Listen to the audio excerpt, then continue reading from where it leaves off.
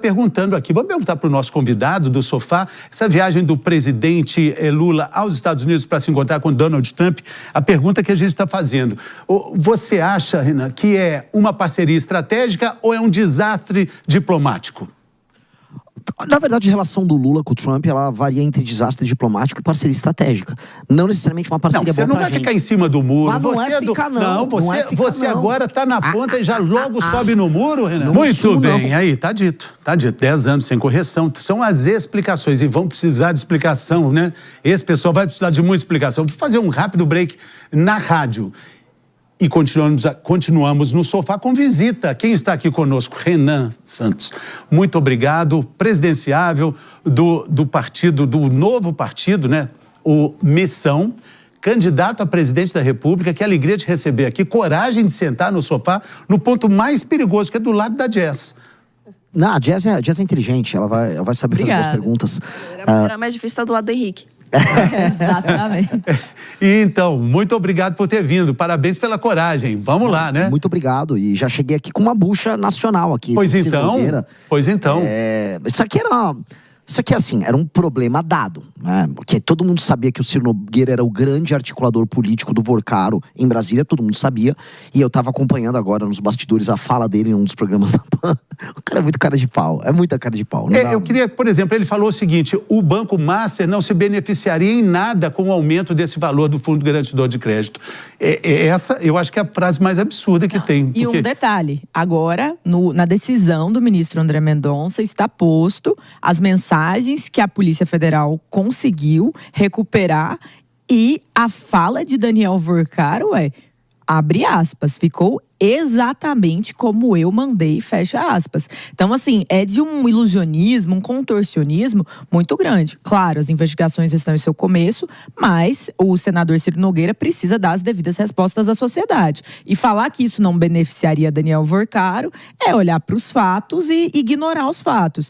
Esta, inclusive, está no site da Jovem Pan, como uma matéria do nosso jornalista maravilhoso Bruno Pinheiro, e lá há a repercussão disso. Ciro, quando perguntado, tenta negar e se afastar. Agora, me responde uma coisa, Fernando. Quantas pessoas viajando têm o cartão ali de um amigo, de um dono de banco, como foi, aparentemente, neste caso, segundo essa apuração? Imagina o cartão de crédito do Banco Master oferecido pelo Daniel Vorcaro. Limites estratosféricos, né? Falando em viagens, a gente está perguntando aqui, vamos perguntar para o nosso convidado do Sofá, essa viagem do presidente Lula aos Estados Unidos para se encontrar com Donald Trump, a pergunta que a gente está fazendo. Você acha, Renan, que é uma parceria estratégica ou é um desastre diplomático? Na verdade, a relação do Lula com o Trump, ela varia entre desastre diplomático e parceria estratégica.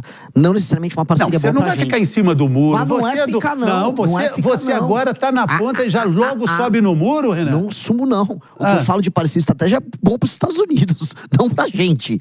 O Lula, ele faz negócios e ele faz articulações que beneficiem ele eleitoralmente. Mas não que beneficiam necessariamente o Brasil.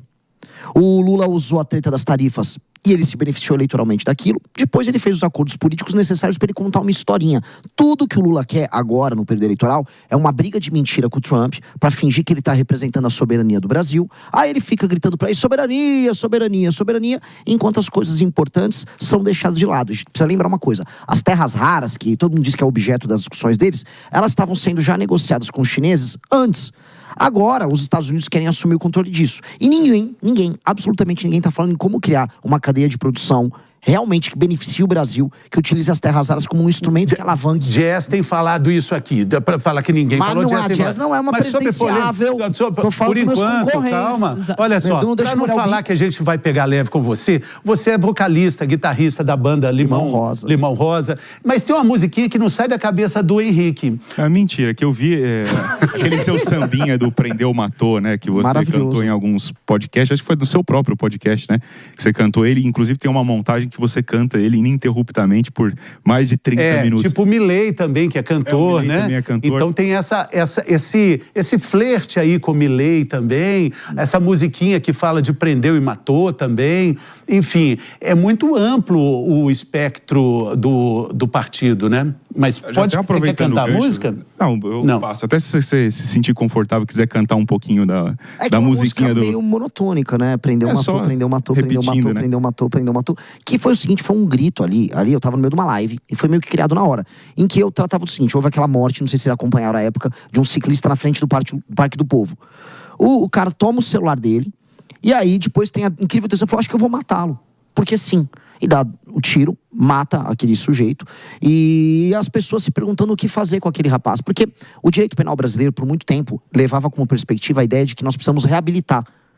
Nesse momento, nós voltamos para a nossa rede de rádio. Estamos com o Renan Santos aqui, do partido Missão. A Ana Ering me corrigiu tanto, não pode falar o Missão, mas o partido Missão. Pode ser o partido Missão ou a sabe Missão. O tanto que a Ana fala, não pode falar o partido. Missão é o que o PT fez durante todos esses anos de governo. Eu pensei que o Missão era sobre a posição de vocês nas eleições passadas, né? Que vocês declararam neutralidade no segundo turno. Coragem do Henrique. Não existe neutralidade nada aí. Coragem do Henrique. Omissão é você adotar o caminho mais fácil. O caminho mais fácil é puxar saco de um, puxar saco de outro. O caminho nosso foi arrumar briga com os dois maiores blocos políticos do Brasil. Isso é o oposto de ficar no muro. Isso é pagar um preço muito caro pelos seus valores. O caminho fácil é fazer como, por exemplo, nossos concorrentes diretos aqui, no primeiro turno. Vou botar o Zema ou o Caiado, que ficaram puxando o saco do Bolsonaro. Puxar o saco, você ganha. Você tem um bloco que puxa o saco, igual o Boulos puxa saco do Lula. Você não gosta de ninguém? Não é que eu não gosto de ninguém. Eu gosto de quem é corajoso e que faz trabalho sério. Mas não tem nenhum corajoso ali, os caras são candidatos. Para ser candidato tem que ter, no mínimo, um pouco de coragem, não? Tá, então eu vou falar então que qualquer um, o Padre Kelmon é corajoso. Então eu vou ficar reconhecendo os méritos de todo mundo que é candidato. Candidatos têm que, antes de tudo, ter um partido e ser nomeado a ser candidato pelo partido. Então eu posso fazer uma lista inteira, botar do Emael ao Padre Kelmon e falar que todo mundo é corajoso, não é assim. A gente tem que falar assim, são pessoas, são figuras públicas que, diante de grandes dilemas, decidiram proteger o seu, vamos dizer, seu capital político e não fazer enfrentamento a figuras poderosas dentro do seu bloco. Eu volto a colocar, uma pessoa de direita bater numa pessoa de esquerda é fácil, você ganha seguidor. Todo mundo ganha seguidor. E uma pessoa de esquerda bater numa pessoa de direita também. Agora, quando uma pessoa de esquerda critica de esquerda, você tem que olhar para ela e falar, opa, tô vendo aqui um mérito. Vou dar um exemplo, o Gabeira. O Gabeira é uma figura da esquerda que faz críticas a pessoas da esquerda. Eu respeito isso. Aqui na PAN, vocês já tiveram várias pessoas à direita que fazem críticas a pessoas da direita. E essas pessoas contam com o meu mais profundo respeito, porque essas pessoas perdem quando fazem isso. Agora, o cara que fica só... não, você é de direita, eu finge que não aconteceu nada. Você é de esquerda, que eu finge que não aconteceu nada. Mas, você não acha que tem uma crítica muito contundente às suas propostas, que elas são muito boas para engajar? O prendeu, matou é muito bom, mas para governar é muito difícil. Como é que você coloca isso em prática? Na verdade, não, porque quando eu falo nas propostas que a gente traz de endurecimento de leis penais, de direito penal do inimigo, são propostas que foram aplicadas em muitos países e funcionaram.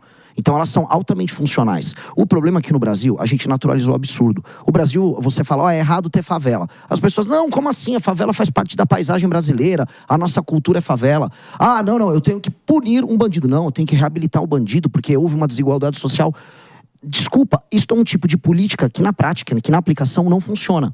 E aí, sou absurdo ou agressivo eu falar o óbvio. O problema no Brasil é que a gente naturaliza tanto absurdo que falar o óbvio se torna um ato de contestação. Fale um óbvio aí, contestável.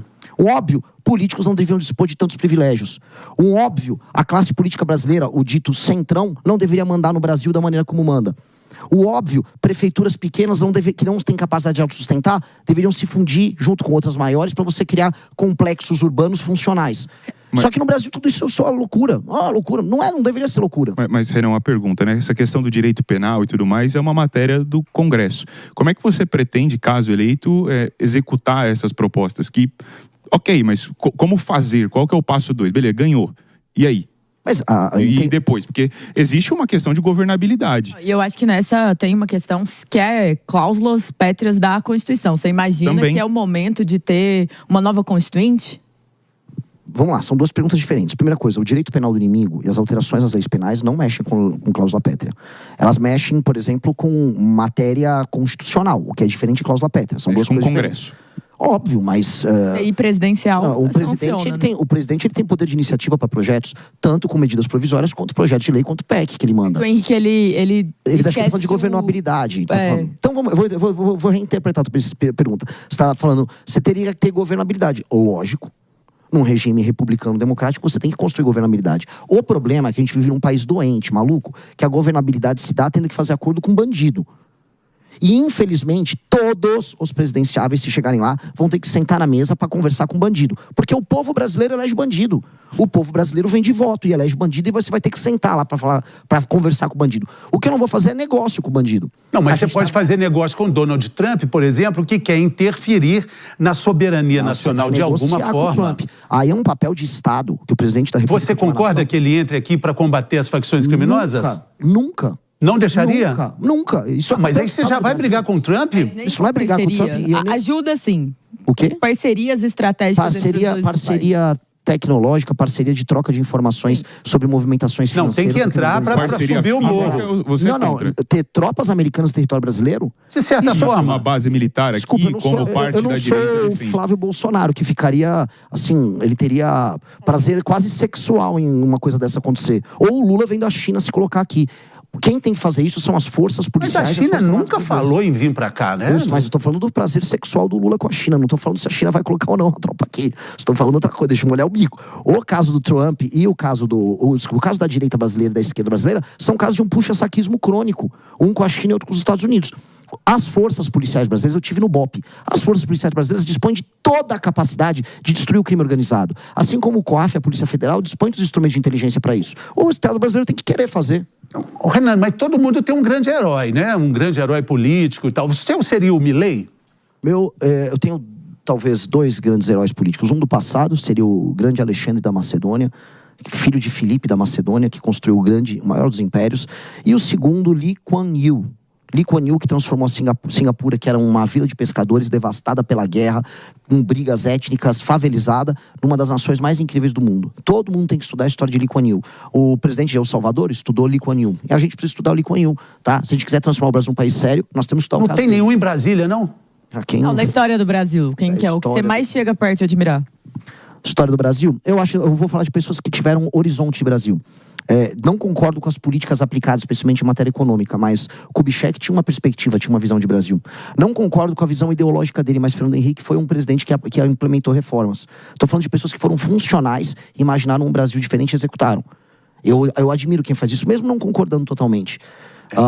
Fora da política nacional, tivemos algumas lideranças estaduais que tiveram perspectivas. Por exemplo, Tasso Gereissati olhou e falou para o estado do Ceará: vou tentar industrializar aqui, e conseguiu. Eu visitei o interior do Ceará e vi coisas interessantes. Interessantes, por exemplo, Ronaldo Caiado fez isso com a política pública de segurança, né? Jazz, volta e meia fala, o estado ficou mais seguro.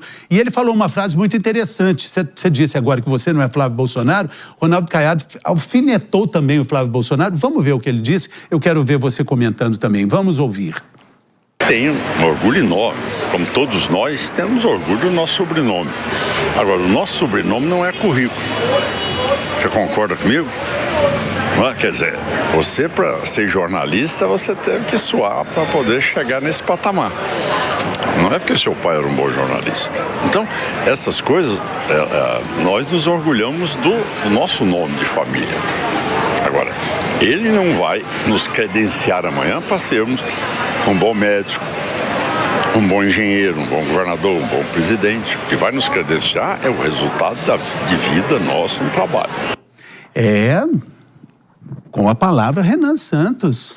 Bom, vamos lá. Disse Ronaldo Caiado, herdeiro de uma família política que administrava Goiás ainda no século XIX. Cuidado para não mexer com a Jess. É verdade. Não te aconselho brigar com a Jess.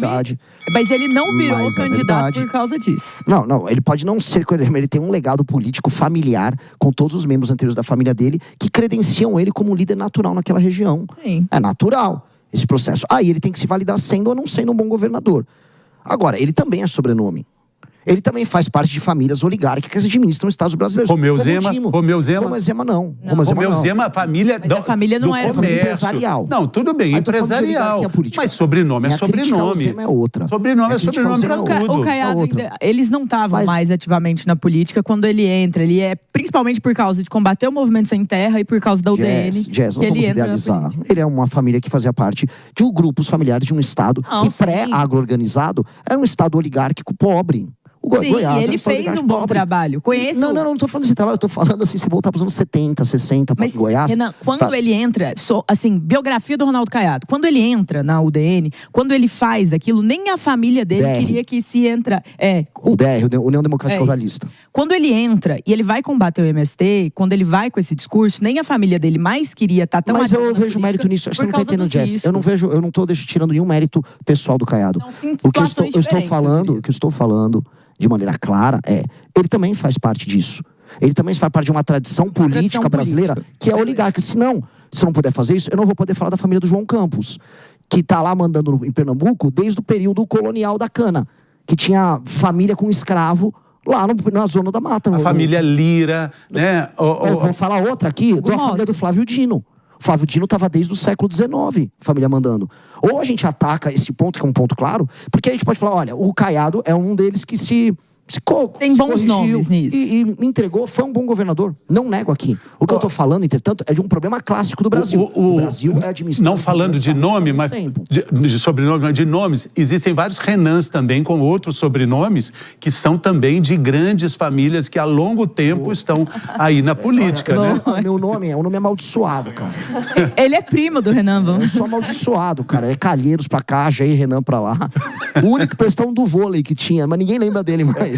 Agora a questão é o seguinte, a gente está debatendo aí com muita dificuldade a escala 6x1, dificuldade que eu digo de um consenso. Você com ideias tão mirabolantes com relação até... Mirabolante? Questão criminal, poxa, prendeu, matou, é uma ideia mirabolante. Ou não é só letra de música, né? Na China, nos Estados Unidos, no Japão, é basicamente lei e ordem. Quem não tem no Brasil. Não, mas peraí, prendeu, matou é muito radical. Não, é bem simples, olha só. Você é um bandido, você gosta do modelo chinês? Eu acho que a China impõe lei e ordem, e impor lei e ordem contra o crime, ou seja, penas muito duras e capacidade de... É um princípio comunista esse aí, hein? Não é, cara. É o princípio basilar da ideia de Estado. Uma das funções primordiais do Estado é impor ordem dentro do seu território. Não importa se é Estado liberal, se é um Estado democrático, de direito, se é um Estado comunista, se é um Estado despótico, absolutista, monárquico, teocrático, todos têm que impor lei e ordem. Quando um Estado fala assim, eu não vou impor lei e ordem, eu vou achar que o bandido ele tem um papel social, como é o caso do Brasil, aí as pessoas morrem, é o que acontece. O prendeu, matou é muito simples. Você é um bandido, você está numa favela, você está com uma metralhadora.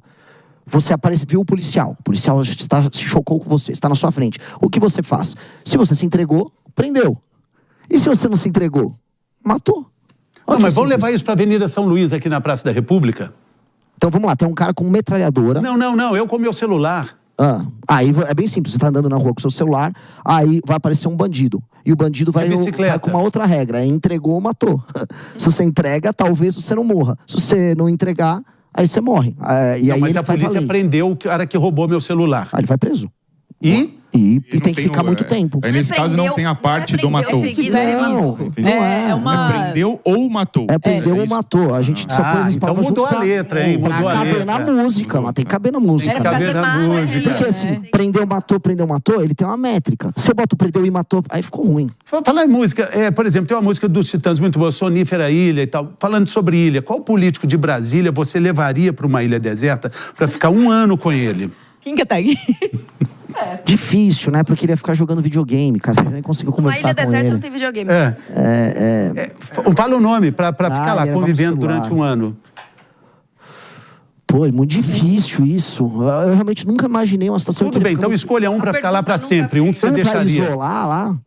Eu isolaria um que com certeza vai vencer a eleição para deputado federal, que é o Zé Dirceu. Ele é o homem mais inteligente do PT, ele é um estrategista. Eu venho estudando os planos que ele vem tendo para a reeleição do Lula e o que o Lula deveria fazer após a eleição. Muitas pessoas acham que você pegou... exatamente isso, porque existem coisas, até num podcast recente foi colocado que as ideias do Dirceu pareceriam muito as suas, mas no caso seriam mais as suas parecidas com a do Dirceu, dado que ele é mais velho. Em algum momento você se inspirou em algo que o Dirceu fez? Você falou agora de lideranças brasileiras, você colocaria o Dirceu como uma liderança que você utilizou como base para suas propostas? Não porque o Zé Dirceu, quanto proposta, tá? Não porque o Zé Dirceu não falava, por exemplo, na lei de responsabilidade gerencial que eu estou propondo. O Zé Dirceu em nenhum momento falou em reabilitar São Paulo dentro do Pacto Federativo. Inclusive o partido dele, que esteve no poder há mais de 20 anos, não fez isso nenhuma vez, sequer propôs. Ele tem um livro em 99 que ele fala sobre reforma política. Só que as coisas que eu falo para uma reforma política Não são as coisas que ele falou em 99. Eu tive esse cuidado de ver depois, porque ele falou, não, eu já tô falando há mais tempo. Idade não quer dizer que você virou dono de ideias se você não as proferiu anteriormente. Então, ele está falando as coisas que eu tô falando, assim como outras pessoas estão falando também, porque o que a gente está trazendo, de maneira muito humilde, são soluções práticas para o Brasil. Soluções práticas para, por exemplo, pequenos municípios que, assim, sugam dinheiro do fundo de participação dos municípios, mas que não conseguem entregar resultados em termos de indicadores que melhorem a vida das pessoas. O Dirceu agora quer abordar. Fico feliz. Quando vai do Dirceu a, sei lá, o Flávio Bolsonaro concordando com as ideias que eu tô falando, quer dizer que eu tô falando alguma coisa interessante. É muito bom. Uma dúvida. Aproveitando que a gente entrou aqui na questão de música, você recentemente se enfiou aí numa treta com Wesley Safadão a respeito de cachês altos em shows públicos. Por que você achou que era uma briga necessária comprar nesse momento? Mais do que entrar numa briga, eu fui condenado pela Justiça do Ceará, que gosta de me condenar. Eu não posso falar do governador do Ceará, não posso falar do Wesley Safadão. Eu fui condenado por dizer que o Wesley Safadão, ele é muito próximo de figuras políticas envolvidas em escândalo de corrupção no estado do Ceará, e ele é viciado. O Wesley Safadão, ele é muito safado no sentido de que ele tem uma tara também quase sexual em fazer show em cidade minúscula recebendo cachê de mais de R$1 milhão. O cara gosta disso. E eu acho que um município pequeno, que não consegue se sustentar do ponto de vista econômico, não tem o direito de fazer um show gigantesco, com um faturamento enorme, com Wesley Safadão. Eu acho que ele tem outras prioridades do tipo esgoto, do tipo alfabetização. Faria um feat com o Safadão? Eu acabei de gravar um vídeo pra fazer um desafio com ele. Pra mim, o Safadão fazer um show no município tem que ser um prêmio que o município recebe caso ele melhore seus índices de esgoto, de educação, de segurança, aumento da atividade econômica. E aí o município, pode fazer seu show com o Safadão. Só que ele tem que entender isso. Então, se ele se comportar como um prêmio, tá tudo maravilhoso. Agora, se ele for pra uma cidade como Cochichola, no interior da Paraíba, com 1.800 habitantes... Fala, meus queridos, aqui quem fala é o Alan, do canal Inevitável Cortes. E no meu segundo mês postando cortes aqui no YouTube de figuras do Partido Missão e do MBL, eu faturei cerca de R$25 mil, ou um pouquinho mais de $4 mil. E se você tem interesse em estar criando o seu próprio canal de cortes, eu preparei um treinamento 100% focado, mostrando o passo a passo para você estar conseguindo fazer seus cortes de figuras do Partido Missão e do MBL. Para acessar o treinamento é só clicar no primeiro link da descrição ou ler o QR Code que está aparecendo aqui no meio da tela agora.